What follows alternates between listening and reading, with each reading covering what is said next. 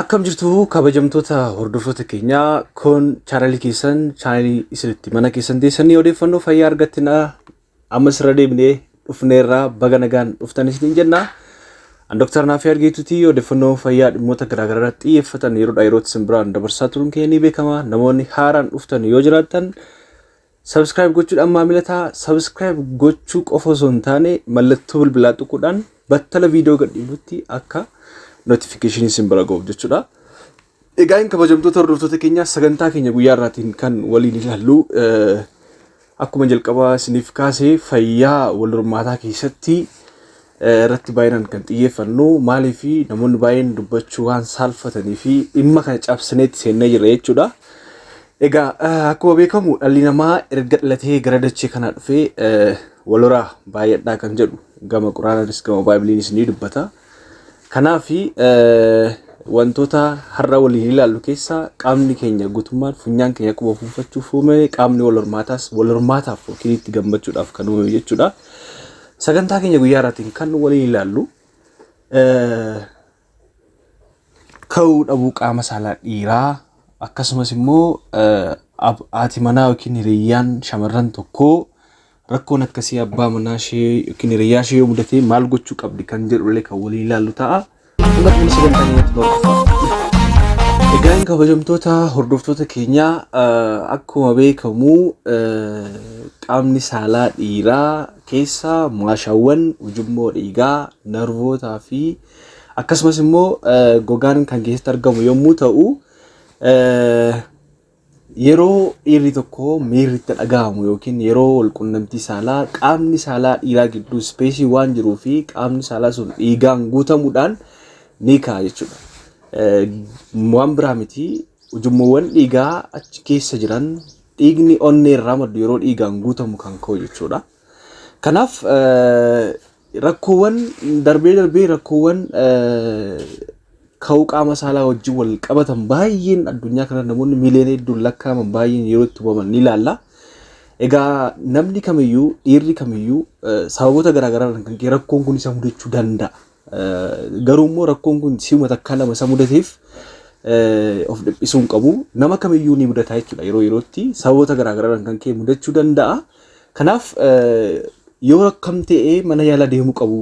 Fakkeenyaaf amma namoota hundumaa osoo hin taane fakkeenyaaf yeroo kaan egaa isinitti meera wal-qunnamtii saalaa yeroo isaatti miira rabbi eebbisee namaaf kenne waan ta'eef yeroo takka yeroo kahuu dhabuu ni jiraata jechuudha. Garuu immoo yeroo akkamii deemuu qabu haati manaa yookiin immoo hiriyyaan jaalalleewwan isaanii immoo akkamitti tiriit gochuu qabu yookiin immoo akkamitti yaaluu qabu kan isin dhibu dubartoonni haadholiin manaa yookiin dubartoonni yeroo takka yeroo isaatti bilbilan ni argina. Rakkoo inni himachuu sodaatu kana rakkoo kana abbaan manaan koo hiriyyaan koo rakkoo akkasii qaba maal gochuu qabna kan jedhanii bilbilan namoota hedduudha jechuudha. Kanaaf kan waliin ilaalla jechuudha. Kanaaf kabajamtoota hordoftoota keenyaa rakkoowwan kanneen kan laallu qaamni saalaa dhiiraa rakkoo kahuu dhabuu kan fidan maalfaadha kan jedhu rakkoowwan kunniin sammuun kan wal qabatan hormoonii, narvii, hidda dhiigaa, maashaawwan kana alan ba'u jechuudha. Kanaaf probably fakkeenyaaf maal isin jechuu barbaade sammuu keenya keessa sammuun keenya ajajaa kutaa qaama keenyaati. Kanaaf namni tokko dhiirri tokko miira keessa yeroo galutti ergaan gara sammuu deemee sammuun immoo hormooniin akka gadhiifamu ajajaa hormooniin erga gadhiifame booda immoo onneen dhiiga akka raabsitu gochuu danda'a. Yookiin immoo hormooniin kun hiddi dhiigaa qaama saalaa dhiiraa akka diriiru gochuudhaan dhiigaan guutamuu danda'a jechuudha. Haaldureewwan kana keessa darbuudhaan kanaaf rakkoon izar sammuurra hormooniirra narvii rakkoo narvii naannoo qaama saalaa si'eessitu jechuudha. Rakkoo ujummoo dhiigaas ta'uu danda'a jechuudha. Kanaaf kan waliin ilaallu ta'a jechuudha. Kanaaf rakkoo kana maaltu namatti fida? Rakkoo kana wantoonni nama saaxilan maal fa'i kan jedhu jalqaba irratti kan waliin ilaallu ta'a. Rakkoo kanaaf wantoonni nama saaxilan keessaa muraasni tokko rakkoowwan kanneen rakkoo xiinsammuu yookiin immoo rakkoo saayikooloojikaaliidhaa fi rakkoo qaamaa wal qabatan jennee bakka lamatti hirree ilaaluu dandeenya. Rakkoo qaamaa wal qabatanii fi rakkoo xiinsammuu jennee bakka lamatti herreeda. Kanaaf hordoftoota keenya rakkoo kana rakkoo qaamaa fi rakkoo xiinsammuu walii wal qabatan jennee ilaaluu dandeenya. Baay'een isaa rakkoo ofii keessanii yaaluu dandeessanidha. Qoricha yookiin immoo lilmee yookiin immoo yaalii baqaqsanii yaaluun barbaadu jechuudha. Namoota baay'een utuu hin beekin rakkoon kun isaan mudachuu danda'a jechuudha. Rakkoowwan fayyaa qaamaa yeroo jennu rakkoo akkamii fa'a? Fakkeenyaaf akkuma isinitti himuuf yaale nama dhukkuba onnee qabu yookiin immoo rakkoo onnee qabu rakkinni kun isa mudachuu danda'a. Namoonni dhukkuba onnee qabanii fakkeenyaaf onneen dhiiga raabsiti waan ta'eef dhiigni onnee irraatii gara naannoo ujummoo qaama saalaa keessa deemu yoo hir'ate rakkoon kun isaan mudachuu danda'a jechuudha. Lammaffaa immoo ujummoo dhiigaa fakkeenyaaf dhiigni onnee irraa raabsamee illee ujummoon dhiigaa kan qaama saalaa keessa jiru yoo cufame dhiigni akka baay'inaan achi hin geenye godha jechuudha. Kun immoo fakkeenyaaf rakkoo ulfaatina garmalee ta'uu danda'a. Namni ulfaatina qaamaa garmalee qabu yookiin immoo kolesterooliin qaama isaa keessa jiru yoo baay'ate kolesterooliin kuni ujummoo dhiigaa keessatti kuufamuudhaan ujummoo dhiigaa dhiphisaa deema jechuudha. Kanaaf namoonni rakkoo akkasii qaban rakkoo kana qabaachuu danda'u. Inni kan biraa dhiibbaa dhiiga ol ka'aa namoota qaban fakkeenyaaf hypertension namoonni dhiibbaa dhiiga ol ka'aa qabanii rakkoo kanaaf ni saaxilamu jechuudha. Maaliif ujummoo dhiigaa irratti dhiibbaa uumuu waan danda'uuf dhiibbaan dhiigaa kuni kanaaf rakkoon kun isaan mudachuu danda'a jechuudha. Rakkoowwan kana kanneen kaasnee maaliifidha? Namni tokko isinitti meera rakkoo fayyaa qaama wal qabatuu fi rakkoo fayyaa xiinsammuu walii wal qabatu waan ta'eef rakkoo kana adda baasanii beekuun baay'ee barbaachisaadha jechuudha. Rakkoo fayyaa yoo ta'e rakkoo fayyaa sanaaf yaaliin yoo godhamee dhibeen kun fayyuu danda'a jechuudha. Inni kan biraa namoota dhibee sukkaaraa qaban. Namoonni dhibee sukkaaraa qabanii dhibeen sukkaaraa ujummoo dhiigaa irratti onnee irrattis miidhaa geessisuu waan danda'uu fi namoonni dhibee sukkaaraa qabanii yookiin qoricha sirriitti fudhachuu qabu yookiin hordoffii gahaa gochuu qabu. Akkasumas immoo dhibee sukkaaraa akkas hin qabne irraa dhorkuu qabu jechuudha. Inni kan biraa rakkoo sirna narvii wajjin wal qabatan. Fakkeenyaaf narviin naannoo qaama saalaa sun sensitaayiz ta'uu dhabuu danda'a. Tamboo aarsuu namoonni sigaaraa aarsan yookiin immoo namoota tamboo aarsan bira yeroo dheeraa turuun mataan isaanii rakkoo kana nama saaxiluu danda'a. Maaliif tamboo aarsuu yookiin sigaaraa aarsuun maal godhaa?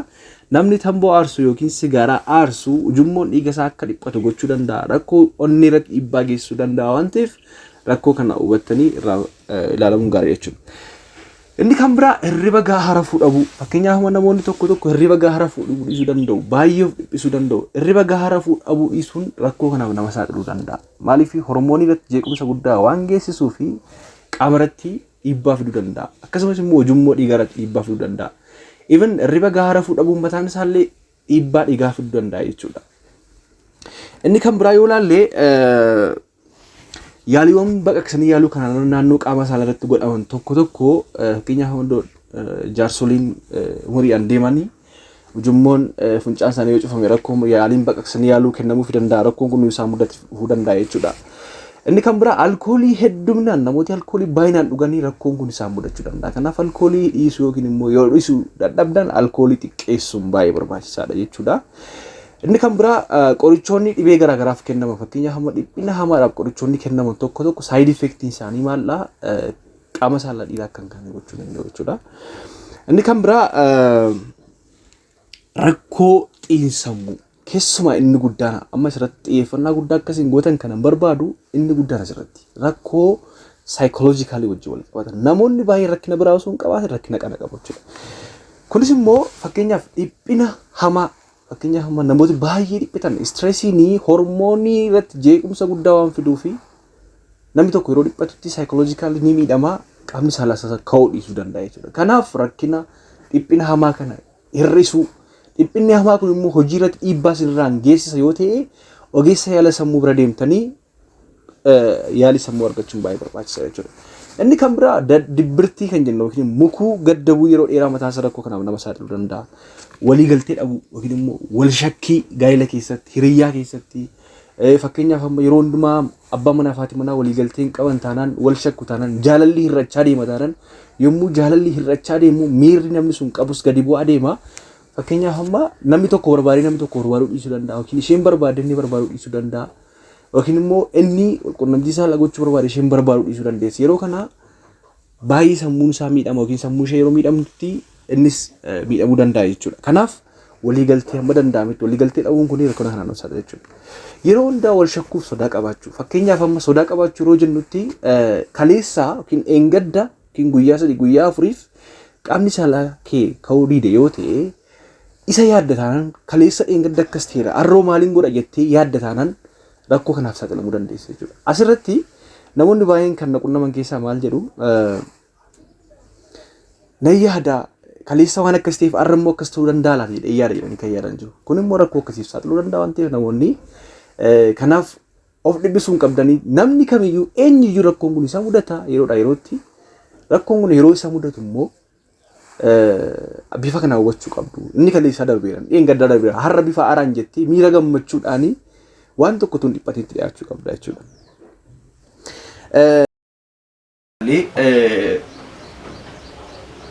Jalqaba irratti akkuma isiniif kaasuuf yaalee namoonni baay'een of dhiphisu baay'ee dhiphatu sakaleessa yaadanii kaleessa waan ta'eef har'a ta'uu danda'a jedhanii dhiphatu waan ta'eef sakaleessa ta'e irraanfadhaa. Namni kamiyyuu rakkinni kuni isa mudachuu danda'a. Rakkina kana isa mudatu kana keessatti garuu maal gochuu qaba? Rakkina sana sakaleessa yaadachuu osoo hin taane haaraa irratti xiyyeeffachuu qaba jechuudha. Inni kan biraa rakkoowwan hariiroo maatii keessa jiraatan yoo jiraatan fakkeenyaaf namoonni tokko wal shakkuun jiraachuu danda'a. Dhiphinni hamaan jiraachuu danda'a. Jaalalli hir'achuu danda'a. Waliigaltee dhabuu ta'uu danda'a. Waliigaltee dhabuun keessan kun sababa isaa teessanii haasoodhaan furuudhaaf yaala jechuudha. Ergaa furuudhaaf yaaltanii teessanii furuudhaaf yaaltanii booda wanti kun maal ta'a jechuudha. Teessanii haasoodhaan gammachuudhaan gara siree keessatti deema. Fakkeenyaaf amma isinitti meeraa sababa garaagaraadhaan kan ka'e haati manaas immoo maal gochuu qabdi? Abbaan manaa keessan dhiphina hojiirraan kan ka'e yaaddoo jireenyaarraan kan ka'e hojiin itti baay'achuurraan kan ka'e wantoota garaagaraadhaan kan ka'e rakkinni kun isa mudachuu danda'a. Rakkinni kun yoo isa mudatu isa hubachuu qabdu jajjabeessuu qabdu rakkoon kun nama kamiyyuu mudate jettee waan gochuu qabdu malee fakkeenyaaf amma guyyaa tokko taatee 2-3 yeroo ta'u nyaaratti guuruu yookiin immoo fuula keessan jijjiiroo osoo hin taane amma danda'ametti dubartiin mala beektan qaqqabuudhaan qaama isaa isa jajjabeessuu jechuudha. Kana gochuun baay'ee barbaachisaadha. Keessumaa haati manootii hubachuu qabdu, wal hubachuu qabdu. Gaheen kun gahee abbaa manaa qofa osoo hin taane akkuma jalqaba yaaduu hiruuf ibsuuf yaallee ka'umsa wanta kanaa jalqaba baruu qabdu. Fakkeenyaaf hirriba gahaa dhabuu ta'uu danda'a, dhiphina hamaa ta'uu danda'a, ulfaatina qaamaa garmalee ta'uu danda'a. Wantoota kanneen hir'isuudha jechuudha. Kanaaf gahee guddaan isinirraa eegamu kana jechuudha. Inni kan biraa namoonni baay'een qorichoonni jiru. Qorichoonni tokko fakkeenyaaf namoonni rakkina hamaa yeroo dheeraa qabanii qoricha kana yeroo fayyadaman argina. Keessumaa baay'inaan gurguraman namoota faarmaasiirraa qoricha gurguramuudha. Sirriidha qaama saalaa dhiiranii kaasa qorichi kun garuu yeroo dheeraa fayyadamuun rakkoo biraan nama saaxilamuu danda'a waan ta'eef ofii keessanii ajajettanii faarmaasiirraa bituu osoo hin taane ogeessa fayyaa sun baay'ee barbaachisaadha. Kanaaf qorichi sana barraanis gaarii miti yeroo dheeraaf baruun gaarii miti. Kanaaf gabaabaadhumatti maal jechuu barbaadu sagantaa keenya guyyaa irraatiin rakkinni kuni rakkina nama kamiyyuu mudachuu danda'a. Yeroo dheeraaf yoo isin irra ture medical check-up godhaa wantoota nama jalqabarratti eeruuf yaale hunda isaa irratti wantoota fudhachuu qabdan qaama fudhachuu qabdan fudhadhaa isin jechuun barbaada. Fayyaan isaa